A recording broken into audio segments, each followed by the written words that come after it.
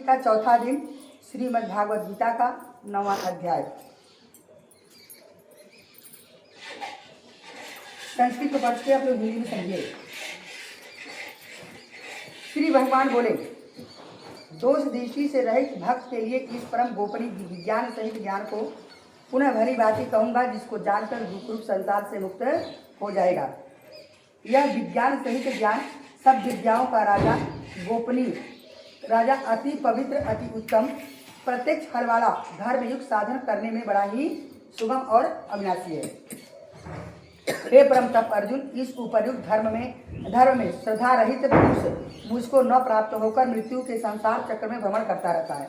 भगवान कथन कि जे हमारे में श्रद्धा नहीं रखत, इस मृत्यु के संसार चक्र में भ्रमण करता रहता है। तो वही बात आप लोगों को समझाए हैं कि जब यहाँ आप लोग नहीं होंगी तो फिर आप लोग भ्रमण करती रह जाएंगी, आप आगे फिर बढ़ नहीं पाएंगे। इसलिए कृपा करके आप लोग अपने आप को,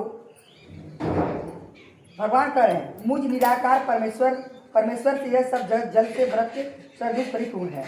कहा यह भगवान कह रहे हैं कि हे अर्जुन, मुझ निराकार पर ब्रह्म को यह सब जगत जल के बर्फ के समान परिपूर्ण है। जैसे बर्फ में सर्वत्र जल परिपूर्ण है, उसी तरह करें कि सभी सब जगह मैं परिपूर्ण हूँ और सब भूत मेरे अंतर्गत संकल्प के आधार पर स्थित है। संपूर्ण आप लोग क्या है? भूत ही है। तो करें संपूर्ण भूत जो है संकल्प से स्थित है, किंतु वास्तव में उनमें मैं स्थित नहीं हूँ। कहाँ सब लोग उनमें स्थित हैं, लेकिन उनमें मैं स्थित नहीं हूँ। वे सब भूत मुझ में स्थित नहीं, किंतु मैं ईश्वरीय योग शक्ति को देख भूतों का धारण पोषण करने वाला, भूतों को उत्पन्न करने वाला मेरी आत्मा वास्तव में भूतों में स्थित है।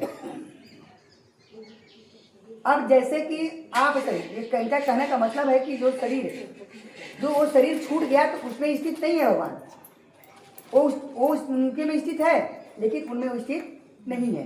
तो कथन सबका सब में करने वाला मैं ही हूँ, वास्तव में उनमें वो में नहीं है। जैसे आकाश में, तो अगर उनमें होते तो बराबर निरंतर चक्र में घूमते नहीं रहते। अगर जिस दिन उसमें हो जाएंगे आप, तो आपका घूमना बंद हो जाएगा। जैसे आकाश से उत्पन्न पवित्र सर्वत्र विचरने वाली महान वायु सदा ही आकाश में स्थित है, वैसे ही मेरे संकल्प उत्पन्न होने वाले संपूर्ण भूत मुझ में स्थित हैं, ऐसा ही जान। इसलिए सभी भूत मुझ में स्थित हैं, लेकिन मैं स्थित नहीं हूँ। हे अर्जुन, कल्पों के अंत में जब भूत मेरी प्रकृति के प्राप्त होते हैं, अर्थात प्रकृति में लीन होते हैं, और कल्पों के आदि में उनको मैं फिर से रचता हूँ, फिर से उनकी रचना करता हूँ। तो ठीक उसी तरह आप लोगों की जैसी भावना होगी वैसे ही आप लोगों की रचना होगी। अपनी प्रकृति की अंगीकार करके स्वभाव से बल से परतंत्र हुए इस संपूर्ण संभूत समुदायों को बार बार उनके कर्मों के अनुसार मैं रचता हूँ। क्या कहते हैं भगवान कि बार बार उनके कर्मों के अनुसार उनकी मैं रचना करता हूँ। हे अर्जुन, उस कर्मों के आसक्ति से रहित और उदासीन के सदृश स्थित हुआ परमात्मा में कर्म नहीं बांधते। कथन की जैसे कि आसक्ति से जो कर्म कर रहे हैं उसमें आसक्ति से रहित हैं, उदासीनता, जैसे किसी को फल मिलता नहीं है, आप उदासीनता से काम करते हैं, ठीक उसी तरह हर चीज का आशा रहित होकर उदासीनता से हर कर्म को करते समान जो है करते रहना। वह परमात्मा में कभी जो है किसी चीज में बढ़ता नहीं है, इस संसार के कर्म में कभी बढ़ता नहीं है। हे अर्जुन, उस अधिष्ठता के आकाश के सदृश चराचर सहित सर्व जगत दृष्टि है। कथन उस अधिष्ठता के साकाश से जो है सकाश से प्रकृति चराचर सहित सर्व जगत को, ये प्रकृति जो है सर्व जगत को रचती है, उसी तरह रचना होती है। और इस हेतु कि यह संसार चक्र घूम रहा है।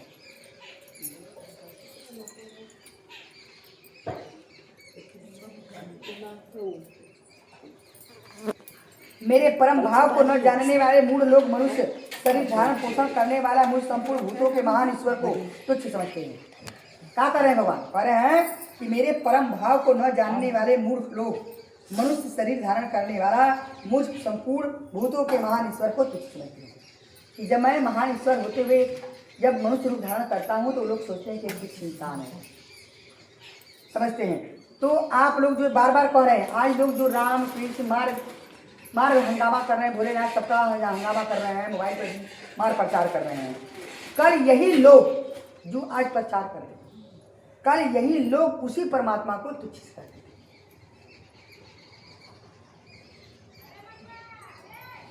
आज सही भिड़िया जनता हमें सरल हुई ना। तो वही कह रहे हैं कि मुझे तुच्छ समझते थे। ये सत्य बात है, चाहे राम अवतार हो, चाहे कृष्ण अवतार हो, किसी भी अवतार में हो, जब अवतार लेके मनुष्य रूप में जब आए ना, उन्हें लोग तुच्छ ही समझे, कोई ईश्वर नहीं समझा।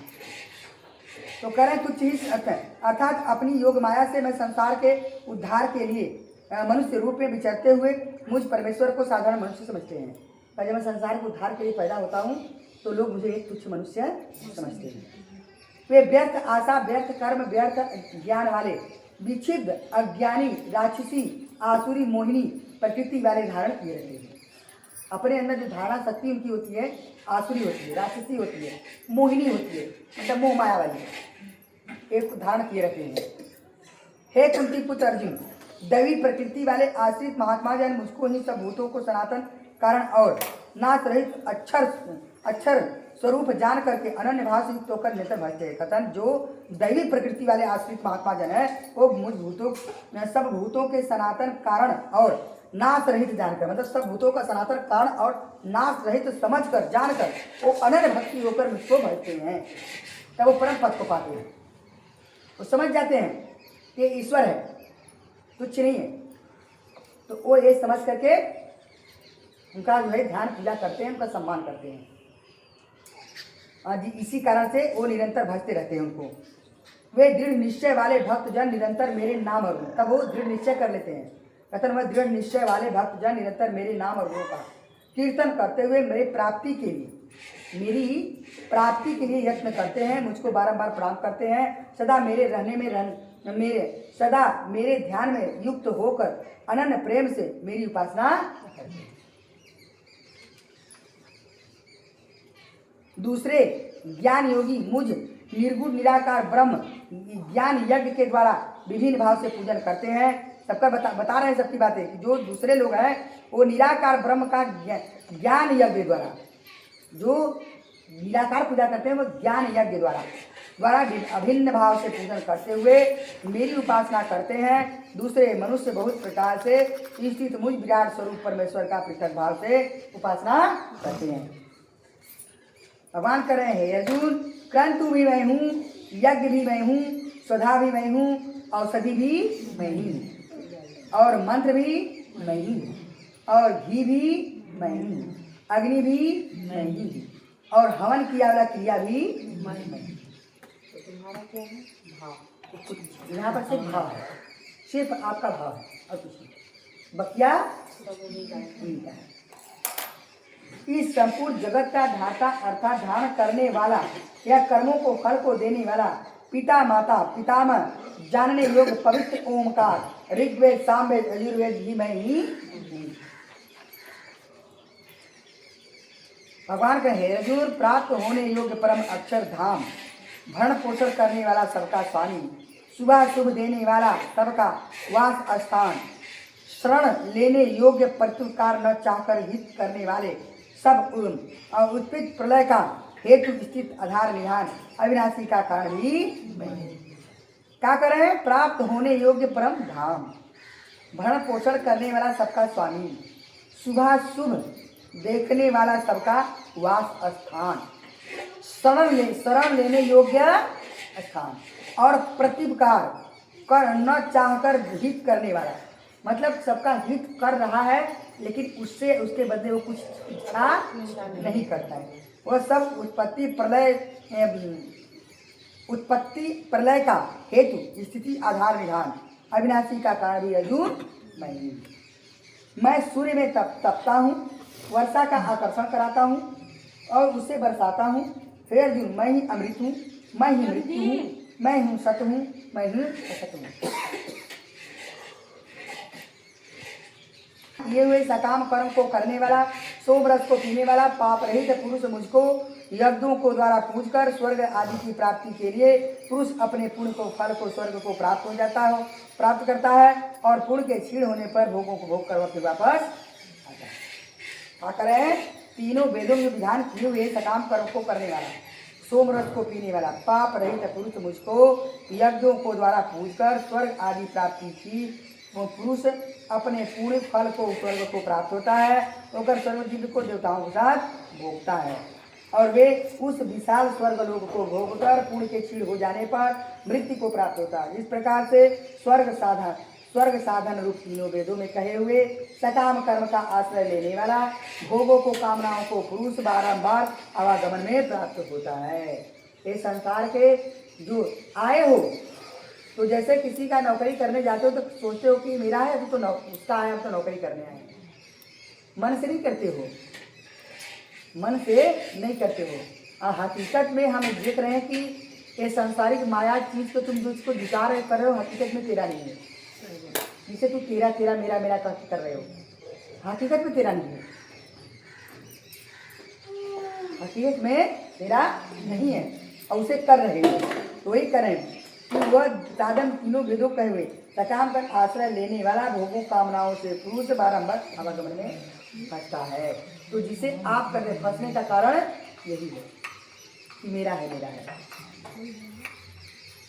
हकीकत में सोचे थोड़ी मेरा मेरा करने लगा। धीरज की आपकी घर की माया की बात कर रहे हैं हम, जिसे कहते हो क्या तुझे यकीन है, ये तुझे यकीन है कि तेरा है? जो ईश्वरीय सत्य है कि तू माया को अगर जुटा रहा है तो तेरा जन्म उस घर में नहीं होने वाला है। अगर जिसे तू अपना मेरा मेरा मेरा मेरा करके जुटा रहा है, ये सत्य है। 108 का हम 111% बता रहे हैं, हम 108% बात है जो सच बता रहे हैं कि वो नहीं है, उस घर में तेरा जन्म नहीं होगा। फिर क्योंकि उस क्रिया को निभाने के लिए तुझे दूसरा जन्म जब देगा तो दूसरे घर उसे नीचे स्तर पर देगा और तुझका वही कहा था। इसी कारण से वह आवागमन में प्राप्त होता है, अर्थात पुण्य के प्रभाव से छोड़ जाता है, पुण्य के छोड़ होने पर मृत्यु लोक में आता है। जो अनन्य प्रेमी भक्त जन मुझ परमेश्वर को निरंतर भजते हैं, जो अनन्य प्रेमी भक्त हैं, कथन जो अनन्य प्रेमी भक्त जन परमेश्वर के निरंतर चिंतन करते हुए निष्काम भाव से निष्काम भाव से भजते हैं, वो नित्य निरंतर मेरा चिंतन करने वाले पुरुष को मैं योग क्षेम स्वयं प्राप्त कर लेता हूँ, मैं उसे योग क्षेम स्वयं प्राप्त कर लेता हूँ।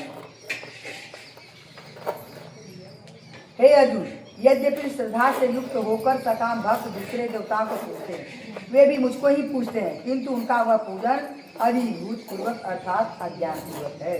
तो अन्य भी देवताओं को आप लोग पूजते हैं, वो भी मुझे ही पूजते हो, लेकिन वह पूजा तेरा व्यर्थ, क्योंकि तू जिस कारण से पूजा कर रहा है, ये सांसारिक चीजों को पाने के लिए पूजा कर रहा है, ये सांसारिक चीजों को पाने के लिए पूजा कर रहा है, तो क्या है वो माया, वो तेरा व्यर्थ है।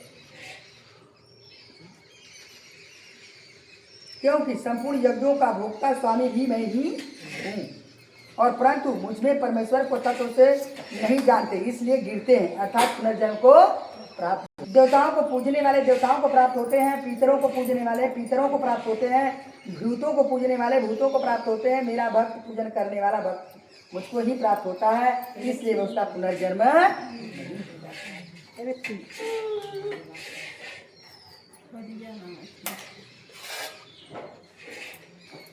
भगवान का हे अर्जुन, कोई भी भक्त मेरे लिए प्रेम से, इसीलिए कहते हैं कि अगर जो भी तुम लोग अगर मन प्रभु के लिए अर्पित करो तो प्रेम से करो, कोई बाध्यता होकर नहीं, प्रेम से कथन पत्र पुष्प फल आदि अर्पण करता है, उस शुद्ध निष्काम प्रेमी भक्त का प्रेम पूर्वक अर्पण किया हुआ वह पवित्र पुष्प में सगुण रूप से प्रकट होकर प्रतिदिन खाता हूँ। जैसे कर्माबाई थी और लोग थे, बहुत ऐसे भक्त हैं जिससे नामदेव थे, और ऐसे भक्त थे जो जिसके भगवान प्रत्यक्ष होकर खाते थे।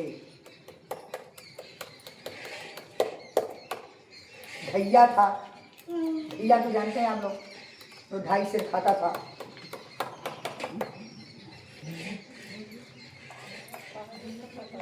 उसका नाम ही रखा गया था ढैया, और 2.5 सेर खाता था। तो थोड़ा पर एकादशी हो गया, कुछ दिन भोजन भगवान को नहीं बना खाना, सभी लोग व्रत थे, तो बोला गया भाई कि भैया तो कुछ नहीं करता तो आज कम से कम भगवान को भोजन लगा दे, भोग लगा देना। जा रहा है गौ चराने, और जब खाना बनाना तो उनको भोग लगा देना। तो अपना भोग लगा करके बना करके भोजन भोजन बोला, हाँ गुरु जी के ठाकुर जी आइए खा लीजिए। रामचंद्र जी पहुँच गए। हाँ जी, कहा कितना खाते हैं? कहा जितना तू खाता है उससे गुना खाता हूँ।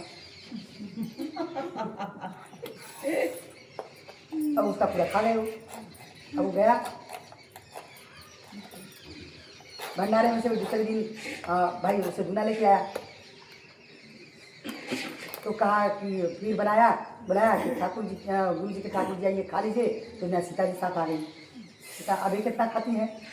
जितना मैं खाता उतना एक खाती है। उस दिन भी खत्म हो गया, उस दिन भी भूखा रह गया वो। मतलब भूखा उसका भी व्रत हो गया। उसमें यही था ना कि प्रत्यक्ष भगवान क्या करेगा, जब तेरे अंदर से था, उसको क्या था कि ठाकुर जो गुरु जी के ठाकुर जी हैं सचमुच खाए। ठीक उसी तरह से नामदेव का भी सबको था कि प्रभु का जो भोजन लगाते थे भगवान खाते हैं, उनको नहीं था कि बस पर्दा करके हटा देते हैं, भगवान खा लिया। तो ऐसे जो कह रहे हैं कि वो कहे हैं भागवत गीता में जो कि प्रेम से तू मुझे देगा तो तेरे पत्ता या कुछ भी तू देगा तो मैं प्रत्यक्ष होकर खाऊंगा। सीधा प्रेम रहेगी तब। अब यहाँ बैठे हो तुम लोगों को जैसे बताया कि राजा जनक बैठे थे, जब उनके ऊपर में आग लगी तो जाकर बोला कि आग लग गई, उन्होंने ध्यान ही नहीं किया। वो बस जो प्रवचन था वो सुनने में, जो ज्ञान की बातें थी वो सुनने में नहीं थी, जानने का प्रयास कर रहे थे कि क्या सत्य है। और आप लोग क्या करते हैं? अगर जानने का प्रयास करते तो आप लोगों को नींद नहीं आता। नींद क्यों आता है? जो जानने का प्रयास नहीं करता, उसके उत्सुकता नहीं होती इसके आगे क्या होगा, इसका मतलब क्या होगा।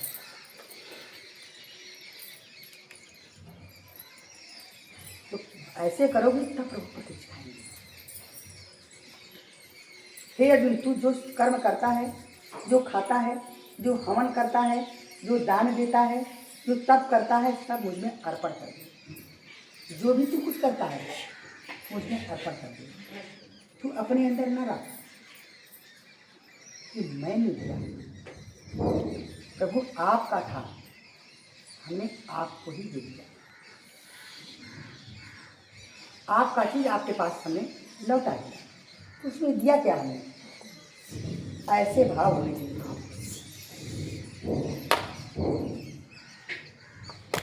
लोग जमीन देखे होते हैं, लोग कठोर नहीं, लेकिन क्या है कि इसी तरह धरती ने राजा से पूछा कि हे राजन, धरती पर बहुत से लोग आए,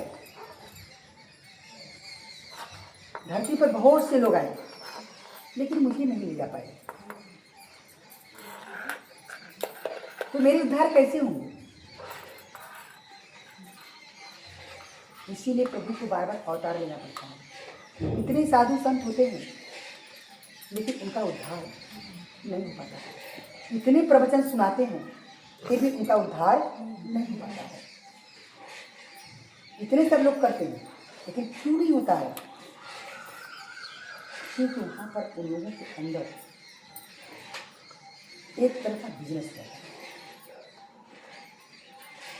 सारे धर्म के कार्य एक तरह का बिजनेस बन गए हैं। इसी कारण से कुछ नहीं हो पा रहा। तो धरती पूछती है, तो जब भी कोई भी प्राणी, ठीक, अगर आप अपने कमाई का जो भाग लगा है आपको ईश्वर को समर्पित नहीं कर पा रहे हैं, तो कभी भी अपने जीवन में अगर आपकी भूमि जाती या बिकती है, ठीक, उसमें से भाई उतना न कर सको तो कुछ न कुछ प्रभु को समर्पित कर दो।